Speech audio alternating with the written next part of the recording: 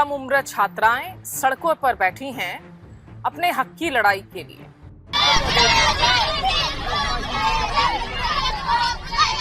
क्योंकि अगर you were okay कि आपके स्कूल की ढांचागत सुविधाएं खराब थी लेकिन आपने पढ़ाई कर ली, आप चुपचाप सह गए, उसका मतलब ये नहीं कि आप बच्चों से और युवाओं से भी यही एक्सपेक्ट करें। विंडोच्या काचा फुटल्या आणि त्याची पाणी करतात।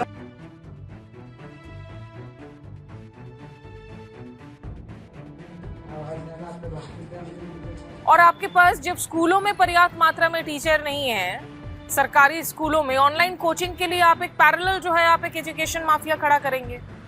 हमने युवाओं के लिए विभिन्न परीक्षाओं की फ्री ऑनलाइन कोचिंग हमने करने का निर्णय किया है। कहीं किसी स्कूल का छज्जा गिर जा रहा है, कहीं बच्चे बिल्कुल बहते हुए मतलब तेज पानी के बहाव के बीच में से जाने को मजबूर हैं ताकि अपने स्कूल तक पहुंच सके। एजुकेशन को एक मजाक बनाकर रख दिया है इस देश में। नमस्कार, आदाब, आपके साथ मैं स्मिता शर्मा हूं और आप देख रहे हैं मेरा YouTube station Smita Sharma journalist. अद्भुत तस्वीरें उत्तर प्रदेश की राजधानी लखनऊ से, जहां कम उम्र छात्राएं सड़कों पर बैठी हैं अपने हक की लड़ाई के लिए। वैसे तो आजकल जेन अल्फा की जो तस्वीरें हैं विरोध प्रदर्शन की, बेहतर शिक्षा की मांग को लेकर, वो देश भर से आने लगी हैं। जब से हमने कॉकरोच जनता पार्टी के नेतृत्व में पूरे के पूरे इस नीट पेपर लीक के बाद हुए मूवमेंट को देखा, तब से जेनजी से लेकर जेन अल्फा, ऐसा कोई दिन नहीं जब आप नहीं देखेंगे कि बच्चे सड़कों पर ना हो अपनी हक की आवाज उठाने के लिए। ये तस्वीरें आप एक बार फिर से देखिए। ये लखनऊ के जयप्रकाश नारायण सर्वोदय विद्यालय का मामला है, जहां बताया जा रहा है कि बच्चे परेशान हैं कि यहाँ शिक्षकों की बहुत ज़्यादा कमी है। कुछ ऐसी छात्राएं हैं, ये गर्ल्स स्कूल है जहां उनके बोर्ड एग्जाम्स होने वाले हैं, उनका कहना है कि हम सिलेबस कवर नहीं हो पा रहा है। खाने की गुणवत्ता को लेकर दिक्कतें हैं, स्कूल की बुनियादी ढांचागत सुविधाओं को लेकर दिक्कतें हैं, और बारिश में ये बच्चे जाकर बैठ गए सड़कों पर। सड़कों पर निश्चित रूप से जब ये बैठे तो ट्रैफिक जाम भी हुआ। कुछ तस्वीरें फिर आई एक पुलिस वाले की, जो आकर इन बच्चों को समझाने की कोशिश करता है और कहता है कि देखो, आपके तो प्रिंसिपल साहिबा यहाँ आ गई हैं, आप लोग ऐसे करके क्यों प्रोटेस्ट कर रहे हैं, इससे कोई दिक्कत हो जाएगी आप लोगों को भी, दूसरों को भी। हमने भी पढ़ाई लिखाई की, हम भी हाई स्कूल गए, हमने कभी ऐसा कुछ नहीं किया, लेकिन हम तो पढ़े लिखे ही हैं, तो आप ऐसा क्यों कर रहे हैं। बड़ी प्रॉब्लमैटिक है ये मैं समझ सकती हूँ कि एक वर्दीधारी पुलिस वाले की जिम्मेदारी है कि कानून व्यवस्था ना बिगड़े, सड़क पर इन बच्चों की वजह से अगर ट्रैफिक जाम हुआ है तो उसको वापस से कैसे सुचारू कर सके, इंटरलोक्यूटर की भूमिका निभाने की कोशिश कर रहे हैं। लेकिन ये कहना कि हमारे ज़माने में तो हम पढ़ाई करते थे, इस तरह की हरकत हमने कभी नहीं की। आप आज के इस वक्त में इस तरह की बातें अब बच्चों को नहीं कह सकते हैं, क्योंकि अगर यू वर ओके कि आपके स्कूल की ढांचागत सुविधाएं खराब थी लेकिन आपने पढ़ाई कर ली, आप चुपचाप सह गए, उसका मतलब ये नहीं कि आप बच्चों से और युवाओं से भी यही एक्सपेक्ट करें। इनफैक्ट अगर पुरानी पीढ़ियों ने, सीनियर्स ने आवाज़ उठाई होती तो शायद आज बच्चों को आवाज़ नहीं उठानी पड़ती। जो बच्चे बारिश में भीगने के बावजूद जाकर इस तरह का कदम उठा रहे हैं, और ये आसान नहीं होता इस तरीके से आवाज़ उठाना, विरोध प्रदर्शन करने के लिए हामी भर लेना, सड़कों पर आ जाना। डर तो हर किसी को लगता है, बच्चों को भी लग ही रहा होगा कि भाई हम चले जाएंगे, स्कूल हमारे खिलाफ कोई कार्रवाई कर देगी, स्कूल हमारे खिलाफ कोई नेगेटिव रिपोर्ट ना दे दे, दिक्कत ना हो जाए। लेकिन फिर भी इतनी हिम्मत करके अगर ये बच्चे आ रहे हैं, अपनी मांगों को लेकर सड़क पर बैठ रहे हैं, वो कह रहे हैं कि बोर्ड परीक्षा की जो है तैयारी नहीं करवाई जा पा रही है, बच्चों को खराब खाना दिया जा रहा है, कि बच्चे बीमार पड़ जाते हैं तो स्कूल में इलाज के लिए कोई प्रावधान नहीं है, कोई इलाज नहीं करवाया जा रहा है, और सबसे ज़रूरी बात कि स्कूल में शिक्षकों की कमी है। शिक्षक नहीं होंगे पर्याप्त मात्रा में तो आखिर बच्चों की पढ़ाई कैसे पूरी होगी। मतलब एक तरफ लाल किले के प्राचीर से प्रधानमंत्री देश को कह रहे हैं कि हम तो फ्री ऑनलाइन कोचिंग देंगे जी हर किसी को, जिसका स्वरूप क्या होगा किसी को नहीं पता। आपने एक बड़ी सी घोषणा कर दी, टीवी चैनलों ने वाहवाही कर दी, आप आगे बढ़ गए। सारे राज्यों की एक अलग अलग स्टैंडर्ड होती है, होमोजेनस स्टैंडर्ड नहीं होती है, अलग अलग बोर्ड्स की अलग अलग पढ़ाई के तरीके होते हैं। और आपके पास जब स्कूलों में पर्याप्त मात्रा में टीचर नहीं है, सरकारी स्कूलों में ऑनलाइन कोचिंग के लिए आप एक पैरेलल जो है आप एक एजुकेशन माफिया खड़ा करेंगे। उसके लिए टीचर्स कहाँ से आएंगे? आप जिसको कह रहे हैं कि हम स्टैंडर्डाइज करेंगे, कहीं ना कहीं तो आपको भी ये कॉन्ट्रैक्ट्स देने होंगे ना दूसरे टीचर्स को, दूसरी एजेंसीज को। तो ये तस्वीरें बहुत गजब की जो है बच्चों की हिम्मत की तस्वीरें हैं। हम पिछले कुछ दिनों से लगातार देख रहे हैं, जगह जगह से कहीं किसी स्कूल का छज्जा गिर जा रहा है, कहीं बच्चे बिल्कुल बहते हुए मतलब तेज पानी के बहाव के बीच में से जाने को मजबूर हैं ताकि अपने स्कूल तक पहुंच सके। कहीं बच्चे खेतों में पानी में खड़े होकर जो है राष्ट्रगान गा रहे हैं 15 अगस्त के दिन में। और कॉकरोच जनता पार्टी ने जो स्कूल ठीक करो अभियान की शुरुआत की है, उसके तहत अभिजीत दिपके भी जा जाकर दिखा रहे हैं कि स्कूलों में पंखा हो या ना हो, खिड़की ठीक हो या ना हो, लेकिन राजनीतिज्ञों के पोस्टर जरूर लगे हुए हैं, उनका चेहरा दिख रहा है क्लासरूम के अंदर में। तो एक ये लहर दौर पड़ी है जहां लोग कह रहे हैं कि बहुत हो गया, अब हम इसे सहन नहीं कर सकते हैं। तो बच्चों को समझाने की जगह और ये कहने की जगह कि बच्चे भाई, हम जब तुम्हारी उम्र के थे हमने तो कभी ऐसी कोई चीजें नहीं की, आप बल्कि प्रिंसिपल को पूछिए कि क्यों बच्चे मजबूर हुए सड़कों पर निकलने के लिए, क्यों बच्चों को ऐसी हिम्मत दिखाकर जो है सड़क पर एकजुटता दिखानी पड़ी। बाकायदा ह्यूमन चेन बनाकर खड़े हैं बच्चे, सड़कों पर बैठ गए हैं।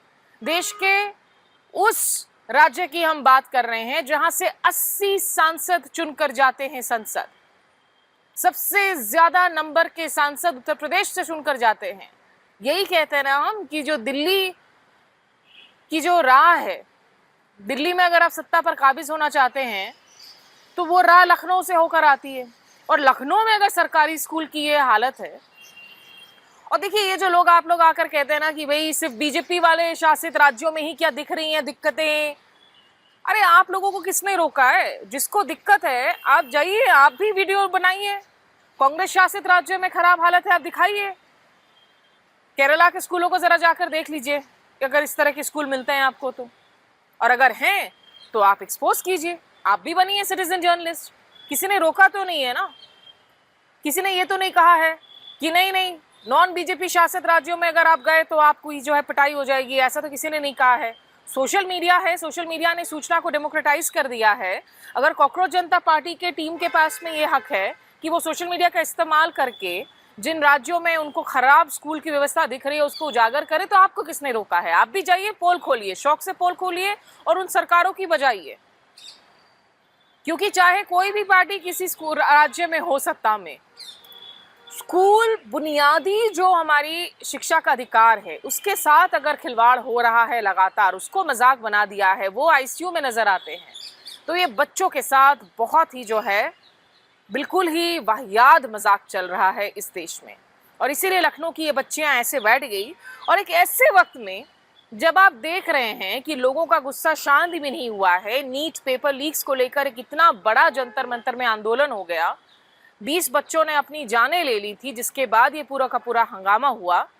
धर्मेंद्र प्रधान का इस्तीफा हो गया बतौर शिक्षा मंत्री। सरकार ने कहा हम टास्क फोर्स बना रहे हैं, नंदन नीलेकनी इसे लीड करेंगे। अभी तक कोई बैठक नहीं हुई है, लेकिन जो टेस्टिंग एजेंसी है एनटीए, वो अभी भी एक के बढ़कर एक जो है विवादों में घिरा हुआ है।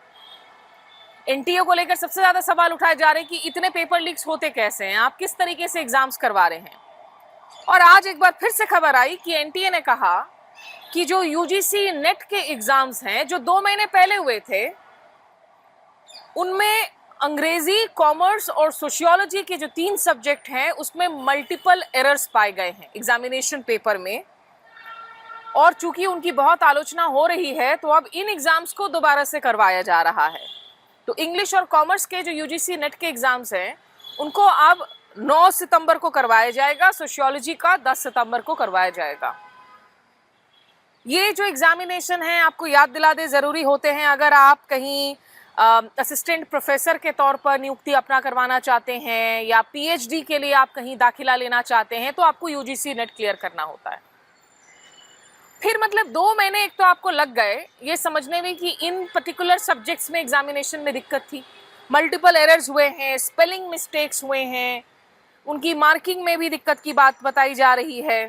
एक कमिटी बनाई गई थी, कमिटी को क्योंकि बहुत सारे इसमें शिकायतें आ रही थी तो कहा गया कि the committee found that the 3 papers had many factual, typographical, translation errors, including misspelled names of prominent scholars, garbled book titles, errors in the stem wording of questions, grammatical errors, gender and number agreement errors, punctuation mistakes, and non-standard coin terms for established concepts, as well as repetition of a significantly number of questions previously administered. कि पिछले सालों में जो questions आए थे बहुत सारे ऐसे सवाल थे जो इस दफ़ा रिपीट हुए थे। कुछ कैंडिडेट्स ने बताया कि आपने जो है रिट्जर की जगह पुट्जर कर दिया, आप ओवल सोशल की जगह जो है आपने ओवल लिख दिया सवालों में, सवाल के मायने बदल जाते हैं, जवाब बदल जाते हैं, आप पंक्चुएशन मिस्टेक्स कर रहे हैं, ग्रामेटिकल एरर्स कर रहे हैं। 2 महीने लग गए आपको ये समझने में। अब उसको वापस से री एग्जाम इन 3 सब्जेक्ट के कर रहे हैं, हालांकि बाकी 84 सब्जेक्ट्स का आपने कहा कि हम रिलीज कर देंगे। तो ये जो इंग्लिश, कॉमर्स और सोशियोलॉजी के बच्चे थे 2 महीने पहले रिलैक्स हो गए एग्जाम देने के बाद में कि चलो खत्म हो गया, अब अगले 2 महीने से शायद वो कुछ और कर रहे हो सकता है किसी ने कहीं इंटर्नशिप की हो, कोई कुछ काम कर रहा हो, नौकरी कर रहा हो। वो जो एक पढ़ाई के लिए एक अनुशासित एक शेड्यूल होता है जब आप कोई एग्जामिनेशन में बैठना चाहते हैं, उस शेड्यूल से शायद बच्चे अब तक हट गए हो, अब फिर वो उन एस्पिरेंट्स को तैयारी करनी पड़ेगी। मतलब ये मजाक बना के रख दिया है। आखिर एनटीए चाहती क्या है? सुधरने वाले नहीं है क्या आप लोग? 2017 में इनका गठन हुआ, 2021 एग्जामिनेशन की प्रक्रिया जो है कैसे की जाए इस तरह के कंपेटिटिव एग्जाम्स की, उसकी जिम्मेदारी आपको सौंप दी जाती है नेशनल टेस्टिंग एजेंसी को। बीजेपी सरकार ने इसका गठन किया था, पैंडेमिक के बाद से देख रहे हैं एनटीए सारे एग्जाम्स कर रही है और जिसमें धड़ल्ले से कहीं पेपर लीक हो रहे हैं, पेपर लीक अगर नहीं हो रहा है तो इस तरह के वाकये हो रहे हैं। तो चुल्लू भर पानी में जाकर डूब मरी है आप लोग भाई। एक एग्जामिनेशन आप लोग ठीक से नहीं करवा सकते, आप लोग बच्चों का दर्द इतना हंगामा हो जाने के बाद भी नहीं समझ पा रहे हैं। मतलब ये तो आपने हद ही पार कर दी है। आज इसीलिए एनएसयूआई ने भी जो है आज जमकर हंगामा किया, एनटीए के खिलाफ जो है काफी प्रोटेस्ट कर रहे थे, सड़कों पर निकले हुए थे। एनटीए को डिसॉल्व किए जाने की भी मांगे की जा रही हैं।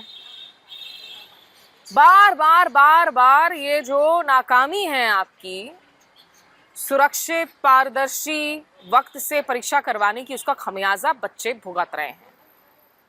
खैर, इस पर यूथ कांग्रेस के उदय भान सिंह ने क्या कहा वो भी आपको सुना देते हैं।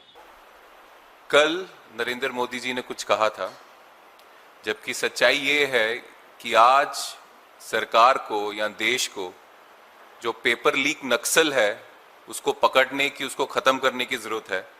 पर मोदी जी दिमागी नक्सल जैसी कोई चीज को जानते हैं या समझते हैं, उसके पीछे पड़े हैं। जबकि इससे उल्टा जो पेपर नक्सल है उसको खत्म करना चाहिए अगर देश के बारे में मोदी जी कुछ समझते हैं, सोचते हैं। 2 महीनों बाद एनटीए को अपनी गलती का रियलाइज होता है कि उन्होंने गलती की और 3 पेपर्स में इतनी मिस्टेक थी कि वो पेपर फिर से करवाने पड़ेंगे, ये एनटीए ने बताया है। लेकिन ये गलती जानने के बाद, मानने के बाद बताने के लिए 2 महीने एनटीए को लग गए।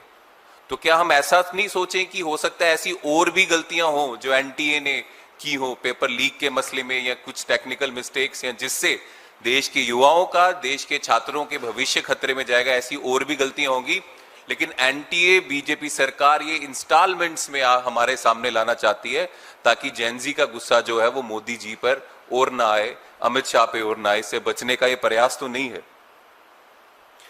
और जितनी ज्यादा मिस्टेक्स ये कर रहे हैं उतना ज्यादा गुस्सा जो है जेनजी को आ रहा है, और जेनजी से गुस्से से बचने के लिए ये सारा खेल हो रहा है।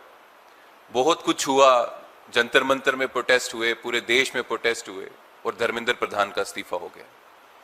पर देश के नेता विपक्ष राहुल गांधी जी स्टार्टिंग से कह रहे थे कि धर्मेंद्र प्रधान पहला कदम है, आखिरी नहीं। एक धर्मेंद्र प्रधान गया, एक धर्मेंद्र प्रधान निपटा, दूसरा धर्मेंद्र प्रधान आ जाएगा, और वही हम देख रहे हैं। फिर से री एग्जाम हो रहे हैं। हमें चाहिए पूरे एजुकेशन सिस्टम में अकाउंटेबिलिटी, जब तक पूरा एजुकेशन सिस्टम अकाउंटेबल नहीं बनेगा, जब तक एजुकेशन रिफॉर्म्स नहीं होंगे, तब तक कोई भी पेपर लीक के खिलाफ आप लॉ ले आओ या कुछ भी कर लो, ऐसी चीजें होती रहेंगी। जो कल एनटीए ने भी बताया कि फिर से री एग्जाम हो रहे हैं और इतना कैजुअल बिहेवियर होता रहेगा। साफ है कि धर्मेंद्र प्रधान का इस्तीफा हो गया, लेकिन सरकार अभी भी शिक्षा के मुद्दे को लेकर गंभीर नहीं। मतलब लाल किले के प्राचीर से देश के 80th इंडिपेंडेंस डे के मौके पर प्रधानमंत्री को जेनजीज युवाओं के भविष्य पर कहीं ज्यादा जोर देना था। आपने इक्का दुक्का घोषणाएं की, फ्री ऑनलाइन कोचिंग की बात कर दी, कह दिया एआई की पढ़ाई हम 10 मिलियन बच्चों को करवाएंगे, 1 करोड़ बच्चों को करवाएंगे। एआई की जो अभी क्वालिटी चल रही है ना इस देश में, वो एआई की पढ़ाई करके हमारे बच्चों को कहीं नहीं नौकरी मिलने वाली है। अच्छे अच्छे लोग बोल रहे हैं। कम से कम जो फंडामेंटल जो ग्रास रूट लेवल एजुकेशन है, बच्चों का जो शिक्षा का अधिकार है, उसको ठीक कर लीजिए ना। गवर्नमेंट स्कूल्स ठीक हो रही हैं, उनका वही हश्र है। वहां जाके उल्टे बच्चों को कहा जा रहा है कि बच्चों तुम प्रोटेस्ट क्यों कर रहे हो। पुरानी जनरेशन अगर प्रोटेस्ट कर लेती तो बच्चों को, जेन-जी को, जेन अल्फा को प्रोटेस्ट नहीं करना पड़ता। सब चूंकि इतने ज्यादा सबसर्विएंट बने हुए थे, तो इसीलिए ये हश्र देखने को मिल रहा है।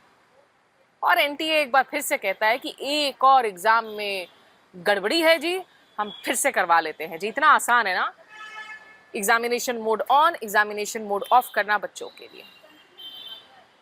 एजुकेशन को एक मजाक बनाकर रख दिया है इस देश में। बहरहाल इस ब्लॉग में मेरे साथ अभी बस इतना ही। हमारे से जुड़ने के लिए शुक्रिया। नमस्कार, आदाब।